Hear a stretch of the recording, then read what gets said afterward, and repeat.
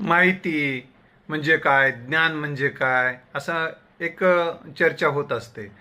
तर सर्वसाधारणपणे माहिती म्हणजे उचलली जीभ लावली टाळूला, याला माहिती म्हणता येऊ शकते. पण माहितीच्या तळाशी जाऊन सत्याची तथ्याची तपासणी करून खात्रीशीर अनुभवनिष्ठ सांगणं, याला ज्ञान म्हणतात. बऱ्याचदा आपण माहिती ज्ञान असल्यासारखं सांगत असतो. जेव्हा माहितीला अनुभवाचं अधिष्ठान प्राप्त होते, तेव्हा त्याला ज्ञानाचं रूप प्राप्त होते.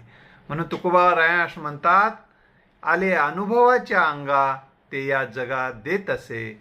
म्हणजे त्यांच्या ज्ञानाला, म्हणजे त्यांचं जे सांगणं होतं ते ज्ञान होतं, कारण त्याला अनुभवाचं अधिष्ठान होतं. पण उचलली जीभ लावली टाळूला,